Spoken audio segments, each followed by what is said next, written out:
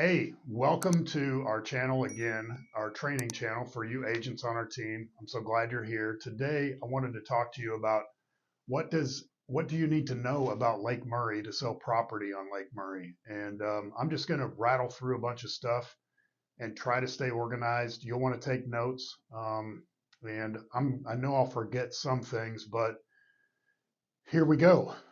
Lake Murray was actually built in 1929.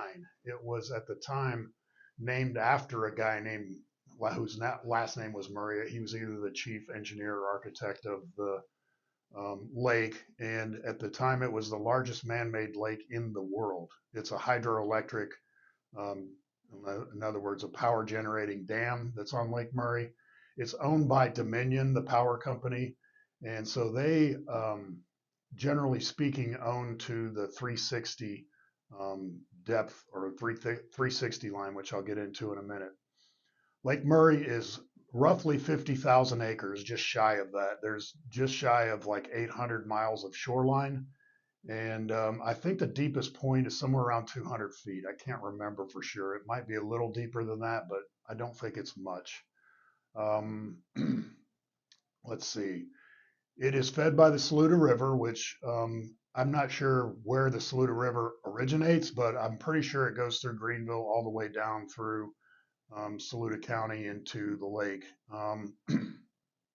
Lake Dominion Energy is responsible for operating the lake under their FERC permit. The Federal Energy Regulation Commission regulates how they can operate this lake here. And some of the things to know is Dominion cannot operate the lake over a certain depth. And I'm gonna try to explain how the depth is measured. Some people get this and some people need a little like visual thing to figure this out. But basically, they measure the depth of the lake in feet above sea level. So if you go to like Myrtle Beach or wherever, sea level, I don't know if it's high or low tide or whatever, they consider that sea level. Okay. And then our elevation in the Midlands is the lake is usually about 358 feet above that. Okay. I hope you can see both of my hands here, but so think of it that way, 358 feet above the level that it is at Myrtle Beach. That's what depth they keep the lake at most of the summer. Okay.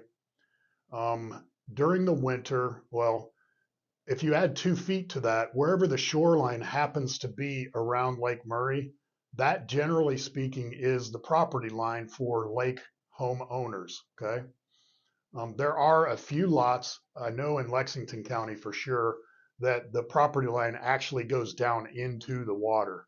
And so that's a separate subject, but basically that means those property owners who own down into the water past the 360, they can do whatever they want on that shoreline technically. However, um, what does that 360 mean? That means that's your property line. You can look it up on the tax records and look at a map, and you'll see that. You can also, if you're curious, go over. I think it's not Beach Creek, but it's over in that area like Spence's Plantation or Spence's Point. That's where you'll see a lot of those lots that jut out into the lake past the 360. Anyway, for a homeowner, well, back to Dominion. The way they operate the lake is they can't go over 360, right? That depth. There was during the big flood in October of 2016 that the lake would have went over 360 if they hadn't opened the floodgates. And what happens is when it gets to 360, their permit that they're required by law to operate the dam under, they have to open the floodgates when it hits 360. And all those poor people down below the dam, like in Whitehall and oh crap, I forget some of the subdivisions, but down Old Bush River Road. What's the one down by the dump? I can't remember. Anyway, Coldstream, Whitehall, those places, those poor people, a lot of them in that big flood, they were like 4 and 6 feet underwater. So lake homeowners, you don't have to worry about your house being flooded. It will never be above 360. If it ever is, then you'll probably see Noah's Ark floating around somewhere at the time. The other thing too is There is a floodplain on Lake Murray. I have never been able to understand this. I have no idea why this is, except for the insurance people to make flood insurance money on it, because there's zero risk of your house flooding if you live on Lake Murray, as long as your property is not above the or below the 360. But the floodplain is considered to be 362 and a half by insurance companies and mortgage people. So if you buy a property and any part of your permanent structure is over that 362 and a half line, you'll have to buy flood insurance. And then they go the whole A and X and whatever designations there are for flood insurance. So that's something to know. And you can see that on all the surveys that you can get on a property that's on Lake Murray. So that said, that's um, Lake Murray compared to other lakes. I don't know all the lakes in South Carolina. I don't know Marion. I don't know Greenwood that well, but I know Kiwi fairly well by now. Kiwi is, I want to say it's 17,000 acres compared to the 50,000 on Lake Murray. Um, Normally, when I stand at a dock on Kiwi, I can see down like 15 or 20 feet. On Lake Murray, yeah, maybe 3 to 5 feet tops. It's more siltier. Hartwell is a little bigger than Lake Murray. I want to say it's like 60,000 acres, and it's the murkiness is similar to Lake Murray. Home prices, generally speaking, are about the same on Hartwell versus Lake Murray. On Kiwi, they're quite a bit more. So if you're working with buyers and they're curious about these three lakes, that's a little bit to know about that. Property rights. As I mentioned, almost all property owners on Lake Murray, they own to the 360. So think of there being a fence on that 360 line. You can't do anything on your neighbor's property without their permission. So in other words, if you want to put a dock in, if you want to cut trees down on their property, if you want to put riprap in on their property, if you want to put a boat dock or a boat lift or a boat ramp on their property, you have to get their permission. Okay, they have to get a permit, and you can call Lake Management at Dominion. Her name's Linda, at least as of 2023 and back. That's who I've always called there. Ask for her. She can tell you all this stuff. Also, a lot of properties they'll draw off the lake to irrigate their lawns. There'll be a pump down by the lake, and you'll see that. And you want to make sure that pump gets winterized in the winter, or it will crack, and you'll have to buy a new pump. Also, too, is some people will draw lake water to do their drinking water. And that's something Lindsay reminded me of that, yeah, they'll have a huge reverse osmosis system in their basement and they'll draw lake water out and, they'll filter it all and that's their drinking water. And that sounds kind of weird, but it actually works pretty well. And so you get a free water thing. You cannot, again, do anything on the other side of the 360. You can do anything you want on your side of the 360, except there are cases where there are deeded restrictions, like where they have a vegetative buffer. And I believe that's 75 feet up into the land from the 360, where for part of their FERC permit, they have to have the lake be somewhat environmentally friendly, as I understand it. So they need to leave some of the vegetation around the lake to make it, I guess, ecologically good.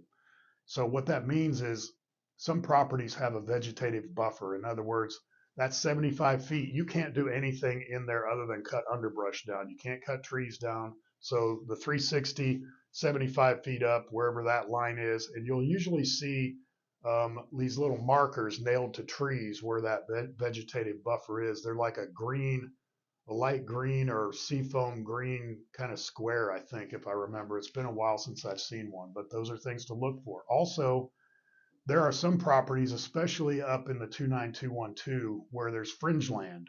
And what that is, a property owner, if you go show a house without looking at the survey or the county map, you will think that this house is on Lake Murray when really there is a strip of land from the 360 to the actual property line that Dominion still owns that's called fringe land that they own. So you don't have any rights to put anything on that property without their permission again. So normally there's not a dock there. Sometimes I think I've seen docks there. But Fringeland, what they do is they occasionally they put it out for auction, and so the homeowner will want to know how much they'll sell that land for, so then they can have direct access to the lake. Those are just some things to look out for. If you come across that stuff, this video is not an entire exhaustive resource on how to deal with all that. Ask somebody who knows or call me either way. So the other thing about property rights is you'll hear people ask about year-round water, okay? And you never as an agent want to warrant that there is year-round water anywhere. What I do when I'm showing lake property is I have that one of those long reels it's like a tape measure that you wind up, and I have a heavy C-clamp on the end of it. And what I do is I take that and I let it down off the end of the dock, and I see like how many feet deep is the water that day. Then I look up on the app. It's a USGS app that you can put on your phone that it will show you on a daily basis what the Lake Murray level is, 358, 352, whatever. And by the way, Lake Murray is fairly, the depths, they keep it fairly consistent. Like Hartwell, it can really go down, and you'll see portable docks on Hartwell that they winch in and out, and they drag them out in the water with their boat, and then they wheel them back in when the lake water comes back up. That happens, as I understand it, on Lake Lanier as well. I'm sorry, I should have put that in my lake comparison part. But so if I want to know, like, are they going to have year-round water? I think I mentioned, maybe I didn't. There's drawdowns every year that Dominion does on the lake. Okay, so like I said, normally in the summertime they keep it around 358, depending on drought and rain and all that. But in the winter they'll usually draw the lake down to about 353. Okay, above sea level. So think 5 feet down. Well, if you're out there on a day where you get 6 feet deep of water and the lake is at 358, then the mud is at what? 352, right? 6 feet of tape measure, the lake's at 358 minus 6, 352. Okay. If you know that during the winter they usually draw the lake down to 353, that means they'll have about a foot of water. About. Now, it's not exact. They don't take it to exactly to 353. But anyway, that will give you an idea, and you can look at lake levels over history and see that. Every 5 years, roughly, it's not exactly every 5 years, Dominion will draw the lake down to 350, okay? And that's so people can do more extensive shoreline maintenance, dock maintenance. If you want to dredge, like make your water deeper off your dock, you have to get a permit, but that would be the time to do it. And if you dredge, you want to make sure that you get somebody lined up like a year in advance, because those people sell out quick. All right. I know this is long, but if you're selling lake property, you need to know all this stuff. Lastly, also too, the other types of property rights on Lake Murray, there are communities that have lake access. Okay, that means like the homeowners association, they have a lot set aside that's on the lake that usually has a boat ramp and a community dock. Now, what you want to see in those lake access communities is, do they have boat storage also? Because most HOAs don't let you store your boat in your yard. Okay. So if they don't let you store your boat in your yard, it's probably not going to fit in your garage. So that means if they have a boat storage corral, which is like a fenced off area within the HOA, that's great, because then you can buy an interior lot in one of those neighborhoods for a lot cheaper than lakefront. If you're not concerned about being on the lake, you can still have easy lake access. You can go in the neighborhood, drag your boat out of the corral and put it in right there. Now, if they don't have boat storage, then that means, and you can't store your boat in your property, that means you got to go find a public storage place to store your boat at. And why would you pay more for a neighborhood that has quote unquote lake access if you have to go probably drive by a public ramp to get your boat? You could just do that for free and then go buy something that's not in a lake access neighborhood. If that doesn't make sense to you, call me. I'll tell you about it. There are some neighborhoods also that have deeded slips. Okay, that's where down at the marina for the neighborhood marina, they have multiple boat docks all tied together, kind of this, and with the property conveys a slip. So like Turner's Point is that way. I don't think Night Harbor has deeded slips, but they have deeded slips. Okay. There's some neighborhoods that they own the slip and you just rent it from them. So you need to know that. There's also condos on the lake too, like Spence's Point, where those things have beautiful views. They look like apartment buildings, but so they're usually like 3 high. There's a unit on the first floor, second floor, third floor. Most of them look out at the lake and they're beautiful. They have deeded slips there, or maybe I don't know if they're deeded there or not. You just need to check with the listing agent, but they do have slips and they have boat lifts there. Um, and by the way, boat lifts versus not boat lift. You have to get a permit for one, but for fiberglass hull boats, you don't want to leave those in the water all the time. They get all gunky and mossy and nasty on the bottom if you leave them in the lake. And eventually it will ruin the fiberglass or the gel coat on the fiberglass boat. And so it's not healthy to do that. You will probably want to have a lift for a fiberglass, like a V-hull boat. For metal bottom boats or for pontoons, you can pull them out. You can leave them in the water all year and pull them out and pressure wash all the gunk off the metal pontoons, and they'll be fine. So if your client is, you should always ask them, what kind of boat do you have, or do you want to get? All right. Um, let's see. If you want golf on the lake, there's only one golf course on Lake Murray that I'm aware of, is Timberlake in Chapin. They have golf, tennis, and so forth. So that's an option. They have a marina there that they rent slips out as well. In terms of pricing on property on Lake Murray, um, don't even bother doing a CMA or like a average price per square foot on Lake Murray. I mean, it is all over the board. And so, generally speaking, here's how it works. Okay.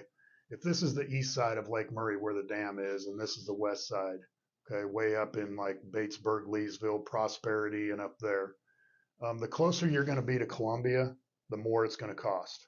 I mean, think about it. You have all this big city of Columbia and people working here. So the lots and lake property will be more desirable the closer to work for those people that are full time residents. The stuff out on the west side of the lake, is more weekender kind of properties that people, there's a lot of full-time residents out there too, but you'll see more of the older homes out there, that were built in the 50s and 60s. So there's, like I said, there's condos. The two big condos that I can recall right off the top of my head are Spence's Point and Yacht Cove. And both of those are good options for somebody who doesn't want to pay lake property prices but wants to be on the lake. The other thing to factor in on pricing is not just the location, how far east west are you, but like how big is your view? Do you have your water year round? What do your neighbors look like? Some people, you'll have a beautiful McMansion and then two trailer houses next to it, things like that. So I think that's it. Lindsay, can you think of anything else? Property taxes per county? Well, the taxes per county, there's this myth, I think it's a myth, that it costs more in property taxes to live on the lake, and I never have seen that to be the case. If it is, it's insignificant. I lived on Lake Murray for 7 or 8 years, and the taxes by county do vary. I mean, Richland County, generally speaking, is more than Lexington County, but I don't think they tax you more if you live on the lake. So obviously the taxes are different, for primary residents versus non-owner occupied. So Neighborhoods and rental properties. Like if somebody wants to buy a lake property as a VRBO, if yeah, it's in a yeah, neighborhood, they right. won't allow it. Okay, yeah, short-term rentals. Short-term rentals anywhere, you need to check with the listing agent and look in the covenants and restrictions to see if they'll allow it. There are neighborhoods that allow short-term rentals on Lake Murray. And a lot of your non-owner occupied, this is my second home, vacation home, they'll want to Airbnb it. You just need to check and see, do the homework. There's no hard and fast rule of who allows them and who doesn't. Most of the upper end neighborhoods, they won't allow short-term rentals, but short-term rental can mean a lot of different things. Can be one day or a week or a month or 6 months, just depends on the neighborhood. So anyway, I know this has been a long video. I hope it's been informative. I know it has. I mean, this is everything I know by living there and selling several lake homes. We are the top lake selling team in Columbia, have been since like 2014 or 15.